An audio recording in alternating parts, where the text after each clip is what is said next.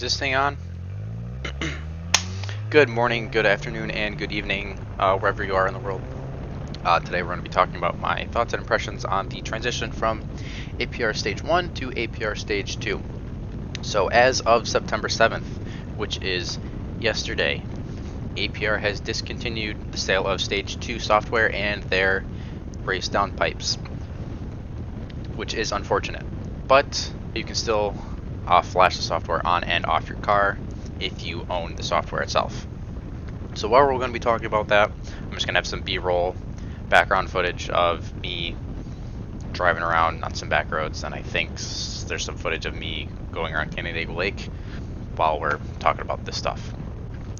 So a lot of other companies that offer Stage 2 software like Integrated Engineering, Unitronic, Stratified, Cobb, anything like that, they're all going to be around the same power levels. So you can kind of expect similar results depending on which software you choose to go for.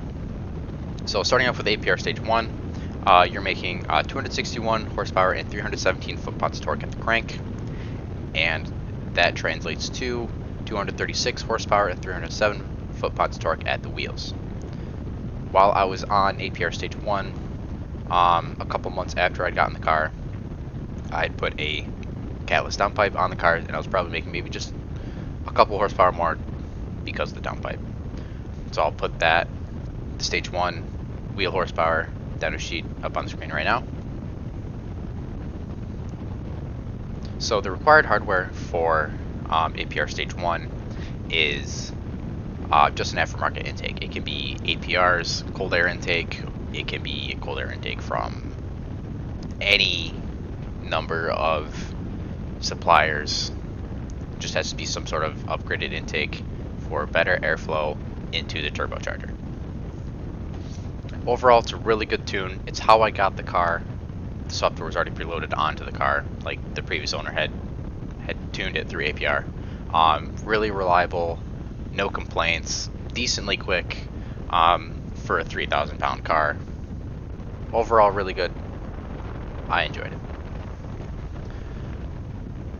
So, moving on to APR Stage 2, that's a pretty substantial bump in power, up to 278 horsepower and 341 foot-pounds torque at the crank, which translates to 255 horsepower and 325 foot-pounds torque at the wheels.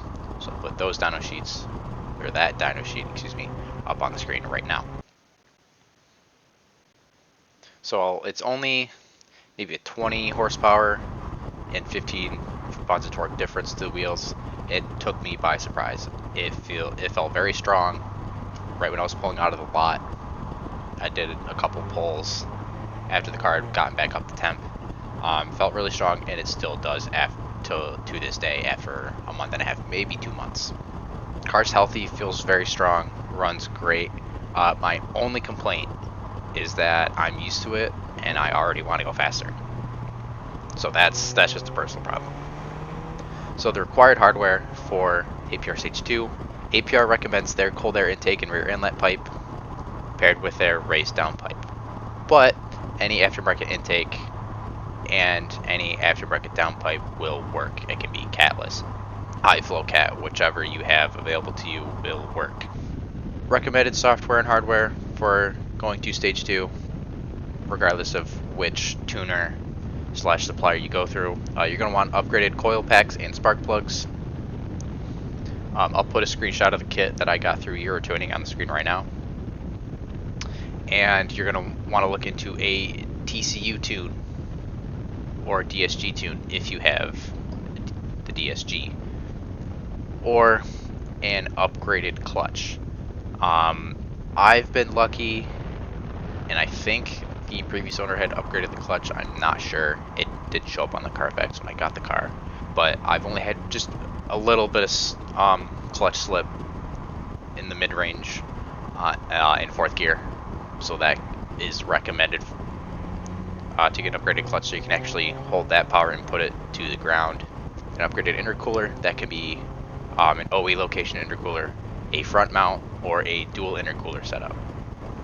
You might also want to look into pendulum mount, dog bone insert, or motor and trans mounts. I haven't gotten to those yet, but I do plan on it very soon. Probably have some videos about that in the future. So, speaking of intercoolers, I am doing my research and looking into a front mount setup. I was really excited when I heard that ECS had announced that they have a kit available. Quality looks pretty good. I'm waiting on, well, me and a lot of other people in the Mark 6 community are waiting for real world data on that kit, because while they did provide data in-house, a lot of people want to see how it actually performs in a real world setting, on the street, on the track. We want to see how it's going to perform before we pull the trigger on it. Some people have already gone for it, so we're waiting on data from them. I'm also looking into the New Speed front mount intercooler kit. I do believe it's rated for 450, which is quite enticing. I do know a couple people that have it, and they have a lot of good things to say about it. I'm also looking into a bigger front mount like the TR8C from Treadstone. It's a universal intercooler, so it can work with any car, and get some custom piping for that because they provide just the core itself. Those are rated for 500 horsepower, I believe, so that's a really exciting option, because that's like my end goal is 500 wheel horsepower, but that won't be for a very, very long time. So that is all I have for you guys right now.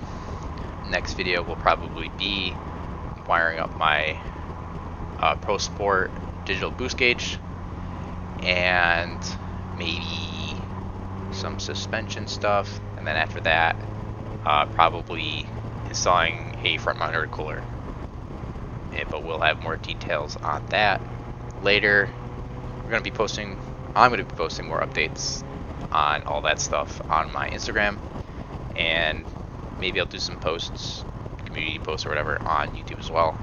So follow the Instagram for that. I'll put a link down in the description, and I'll put the handle up on the screen, even though most of you probably know me from Instagram, so whatever. Appreciate you guys tuning in, and I will see you in the next video. Peace.